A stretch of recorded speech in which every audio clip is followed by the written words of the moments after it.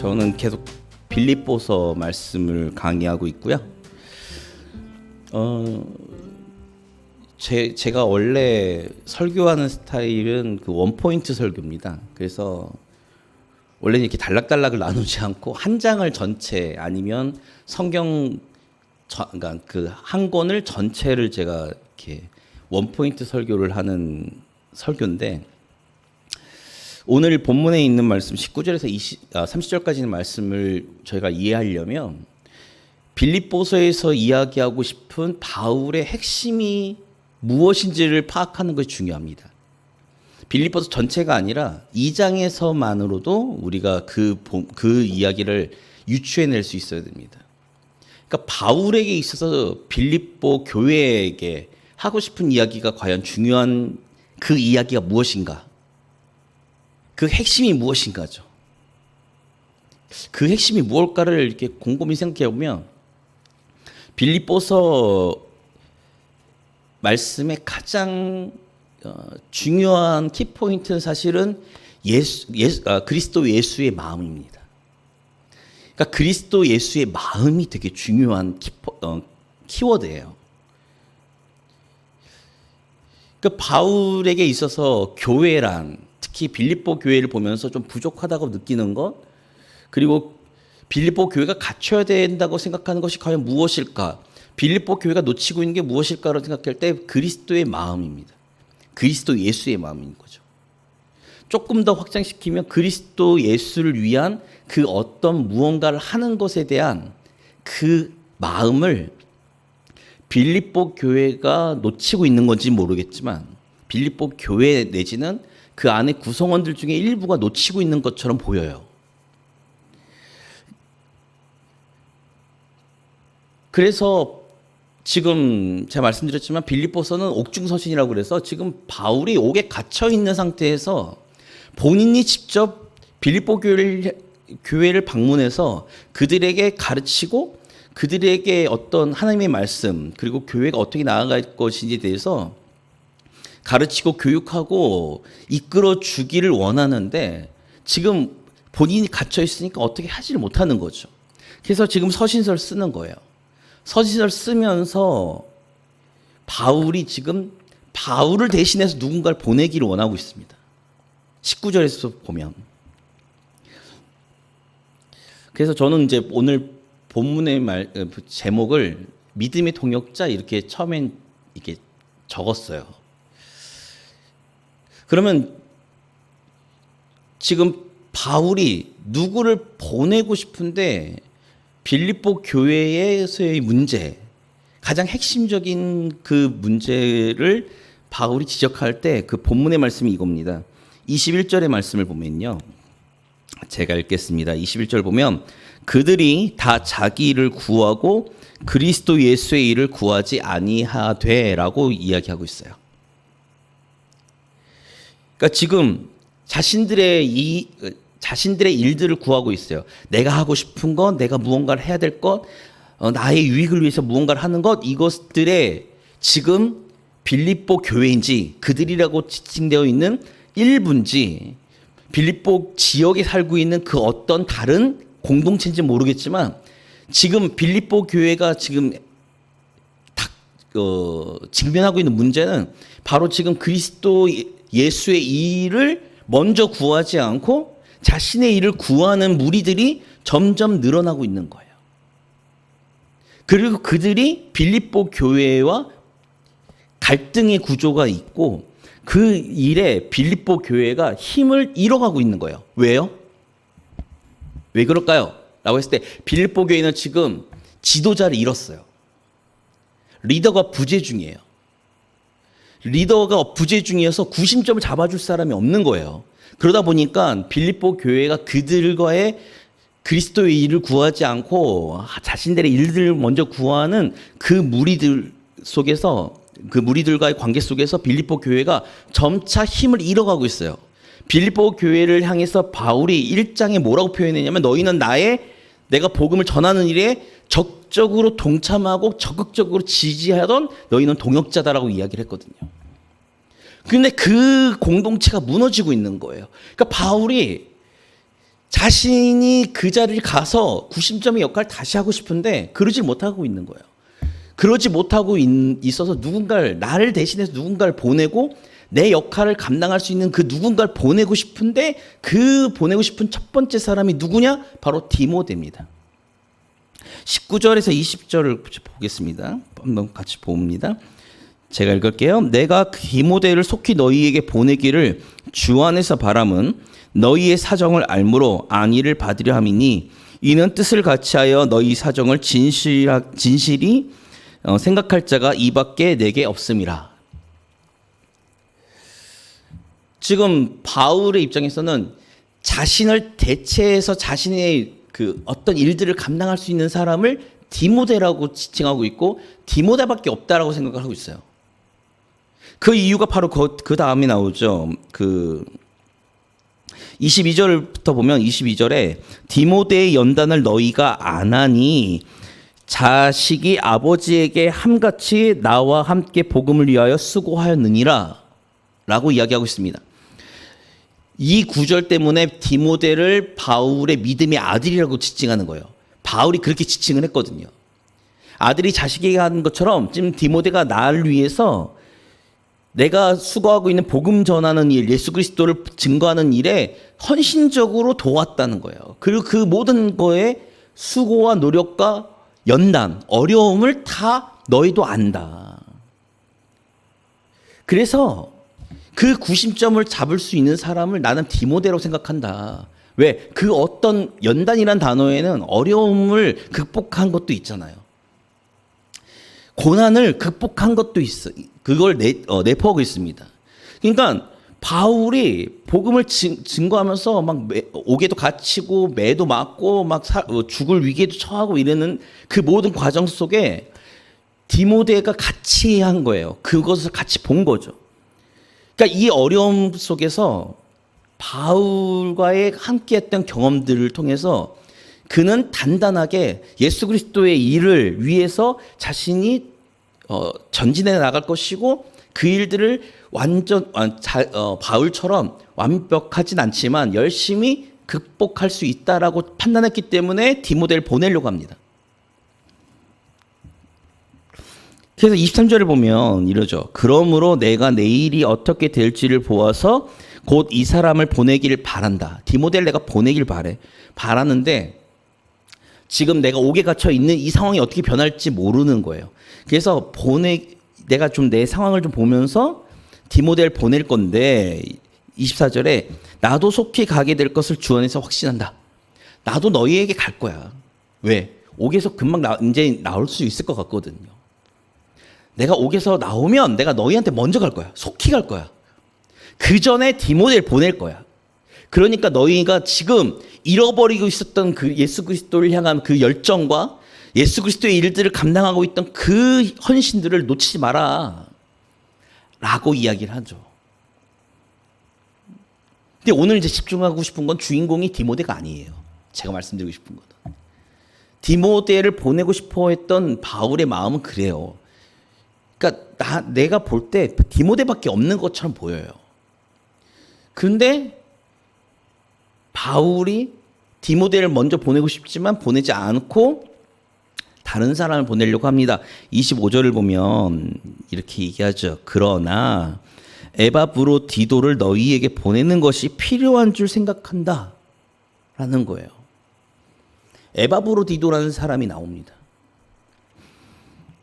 그 에바브로디도에 대해서 바울은 이렇게 규정하고 있어요. 나의 형제요.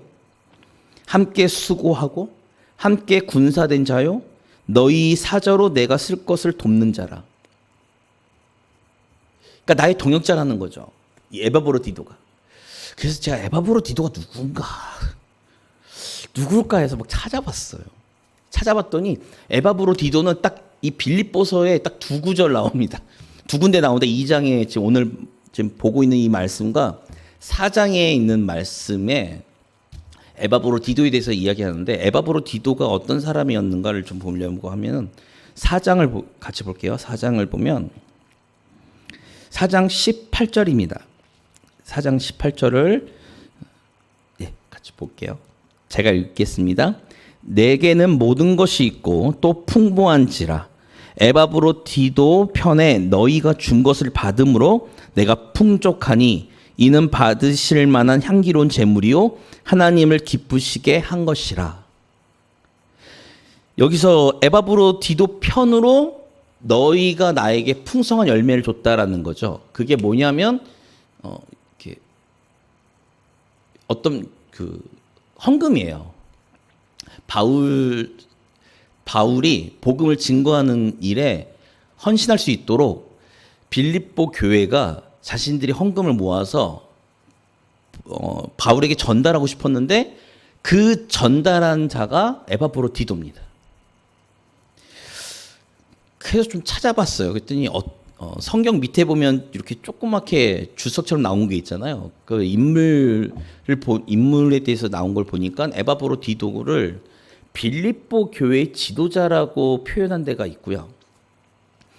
어떤 주석가는 에바브로디도는 평신도일 거다. 빌립보 교회의 평신도일 거다라고 이야기를 이렇게 한 것을 제가 찾아봤습니다.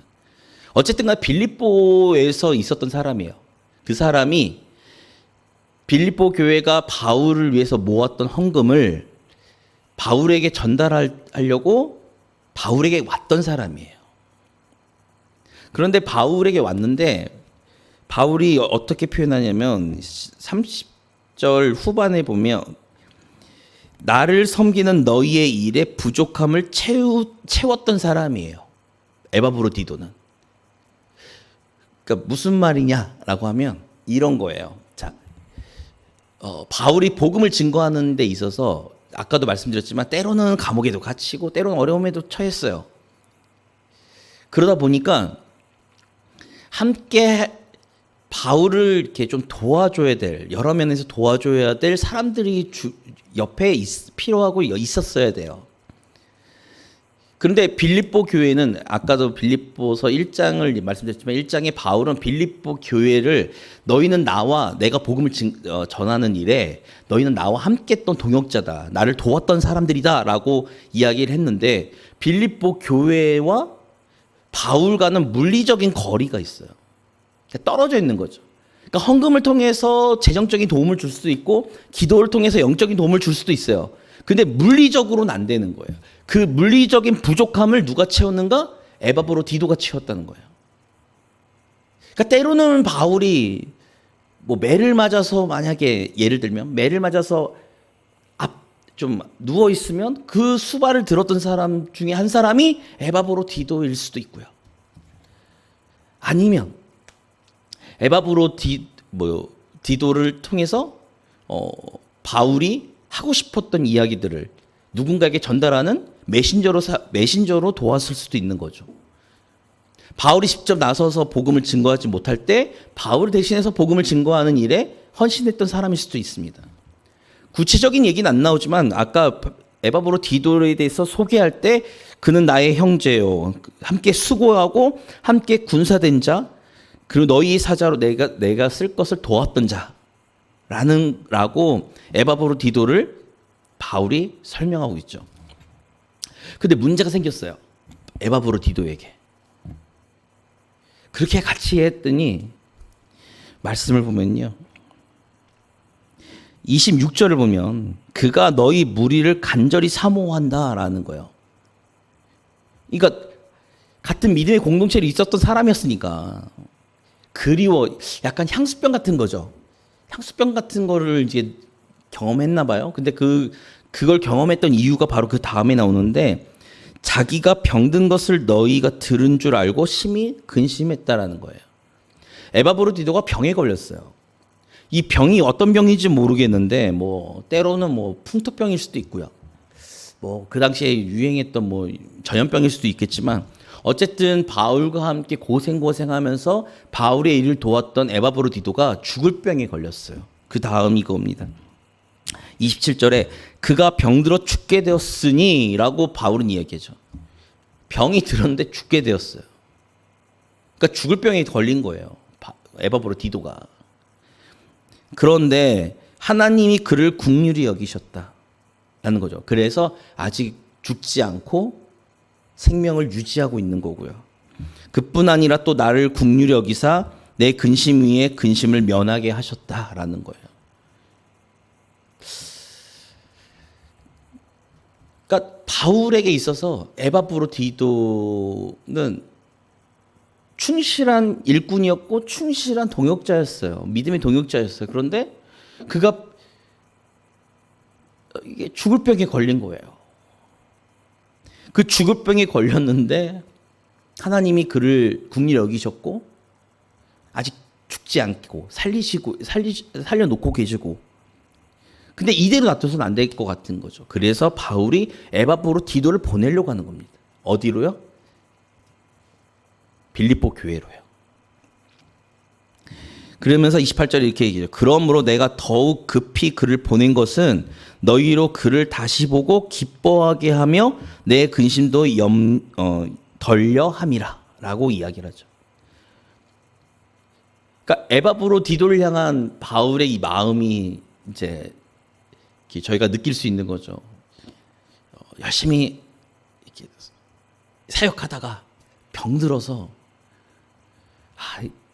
안 되겠는 거예요. 그래서 나는 내 마음은 진짜 내 믿음의 아들이었던 디모데를 너에게 보내고 싶고, 디모데를 보내면 바울의 대리자로 왔기 때문에 더 빌립보 교회가 더 단단하게 뭉칠 수 있고 지금의 생긴 이 어려움들을 극복할 수 있지만, 그것이 중요한 게 아니라 에바브로디도를 보내는 것이 더 중요하다는 거죠.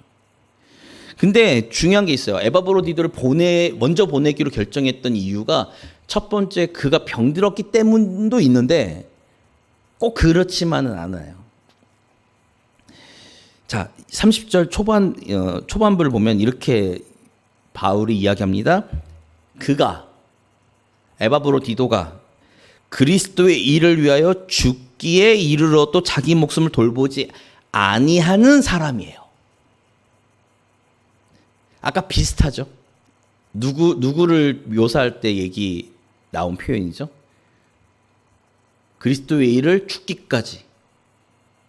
디모데 이야기입니다. 디모데랑 같은 마음이에요. 그러니까 바울의 입장에서는 디모데가 가면 되겠는데 지금 상태를 보니 에바브로디도가 아파서 안 되겠어요. 걔 좀 보내야겠어. 이 향수병에 걸렸든 뭐 풍토병에 걸렸든 아무튼 상태가 안 좋아. 그래서 좀 이제 집으로 보내야겠어. 근데 보내는데 그냥 빌립보 교회에 문제가 있으니 그 문제를 해결할 수 없는 사람을 보내면 안 되잖아요. 근데 에바브로디도는 그 일을 감당할 수 있을 만한 사람이에요. 조금 부족해도. 부족하다는 얘기는 이런 거죠. 육체적으로 아프니까. 건강한 디모데만큼, 젊은 디모데만큼 뭔가를 열심히 할 수는 없겠죠. 그러나 아프더라도 그리스도의 일을 위해서 죽는 그 자리까지 갔는데도 자신을 돌보지 않을 정도의 하나님을 위한, 예수 그리스도를 위한 일을 헌신하는 사람이었기 때문에 보낼 수 있는 거예요. 디모데를 보낸 것만큼 안심할 수 있고 근심을 덜 수 있는 거죠.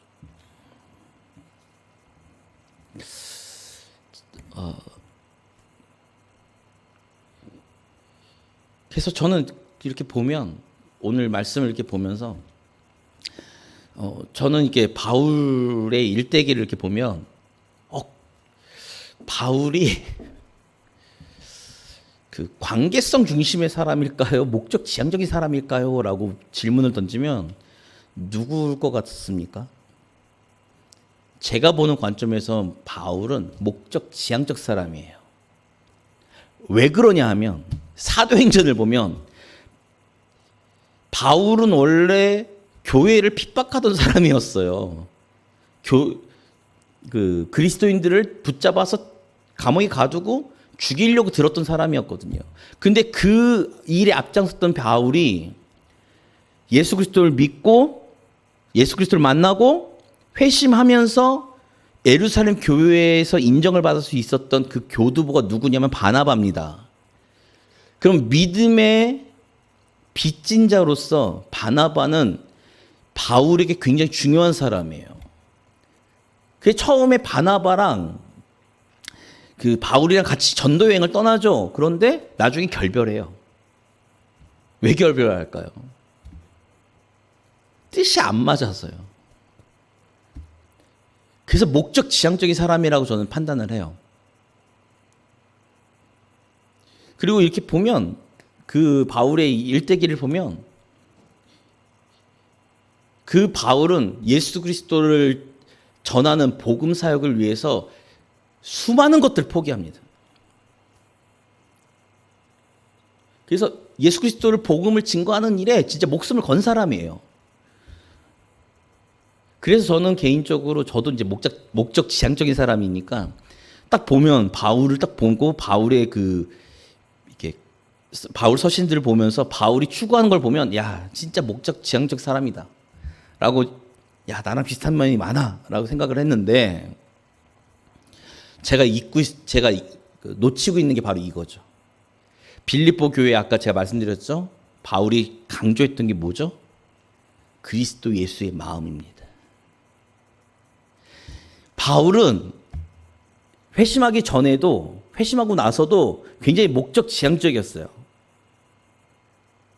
그런데 예수 그리스도의 마음을 품으면서 그의 부족했던 그 관계성이 회복되기 시작하는 거죠. 그가 놓치고 있던 관계성들이 회복되기 시작하는 겁니다. 그러니까 당당하게 너희는 예수 그리스도의 마음을 품으라라고 얘기하는 거예요. 그래서 원래의 목적 지향적이었던 사람이었던 바울은 누굴 보내야 되는 게 맞느냐? 디모데를 보내는 게 맞아요.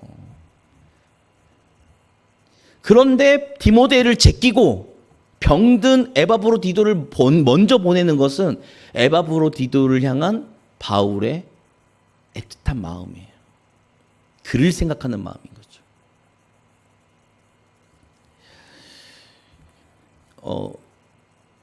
제가 이제 이런 얘기를 들었어요.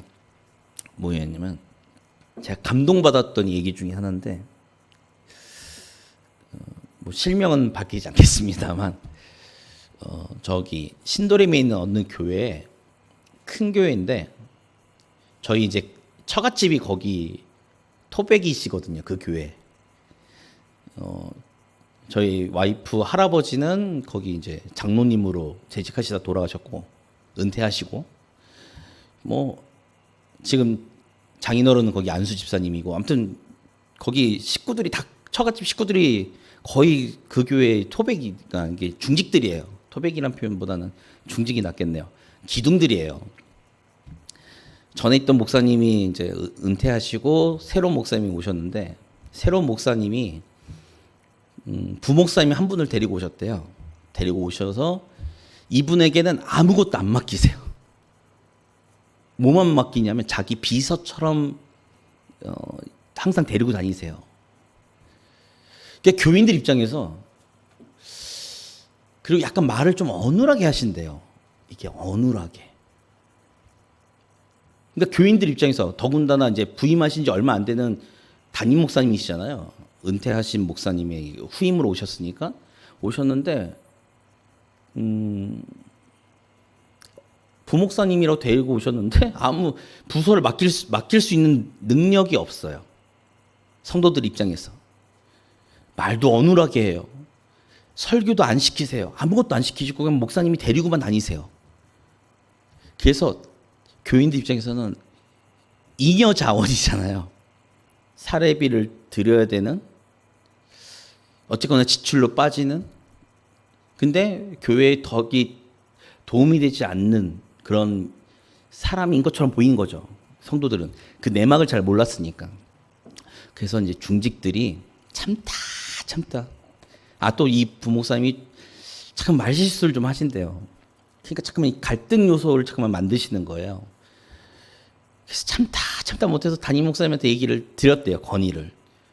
죄송한데 부목사님을 직을 내려놓게 하면 안 되겠습니까? 라고 했는데 이 담임 목사님이 뭐라고 말씀하셨냐면 내가 전에 담임 목사로 있던 교회에서 함께 사역했던 목사님인데 그때는 능력이 있으셨나 봐요.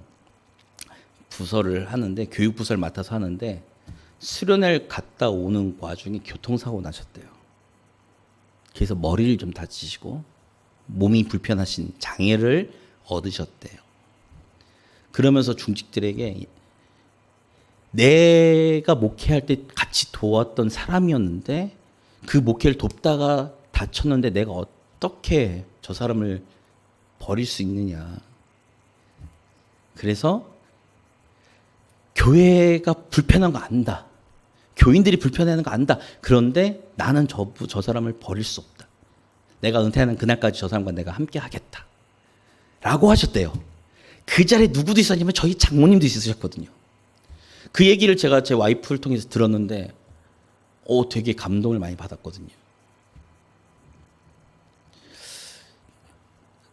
믿음의 동역자. 그러니까 저는 이제 어릴 때부터 뭔가 이렇게 제가 하고 싶었던 사역이 있었으니까 동역자를 구하려고 막 엄청 찾아다녔어요. 찾아다녔는데 어느 순간 보면 나는 그 누군가에게 좋은 동역자였는가라고 했을 때 별로 점수가 높지 않아요. 그리고 다른 누군가가 나의 동역자가 되어주기를 바라는데 내 성이 안 차. 그러니까 그런 생각으로만 갖고 있었어요. 제 나름대로. 그러다가 이제 이 본문을 보면서 했던 게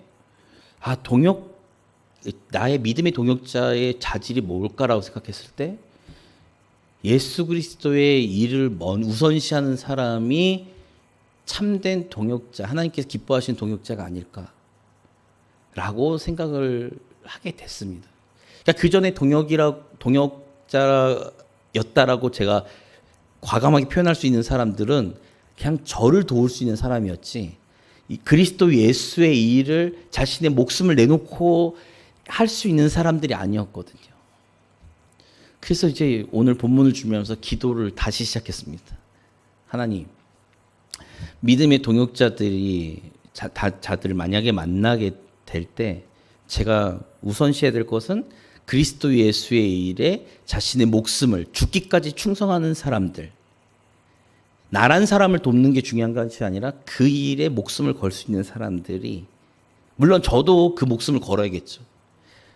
그래서 하나님께서 바울이 디모데와 에바브로디도를 믿음의 동역자로서 생각하고 그들과 함께하면서 자신이 연약하고 부족할 때 그들을 통해서 하나님의 일들을 이루어간 것처럼 하나님, 믿음의 동역자들을 볼 때 저 사람 내 말 잘 들어, 저 사람은 나랑 잘 맞아, 이것이 아니라 그리스도 예수의 일을 목숨을 걸고서 할 수 있는 사람들, 죽기까지 충성할 수 있는 사람들을 볼 수 있는 눈을 위해서 내가 기도해야겠다.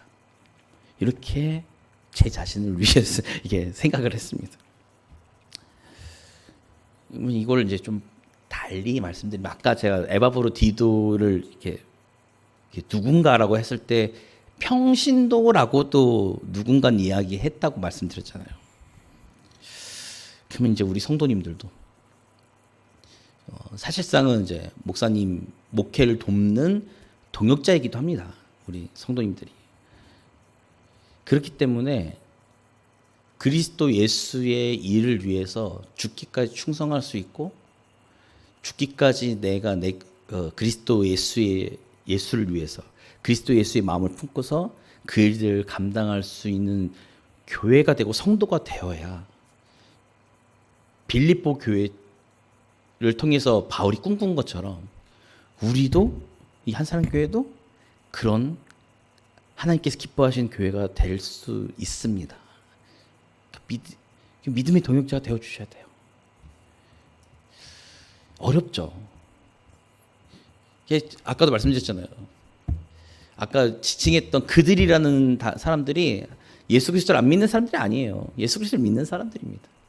믿는 사람들인데 자기를 먼저 구하는 사람이냐? 그리스도 예수의 일을 먼저 구하는 사람이냐를 우리가 결단해야 될 때가 있다는 거죠.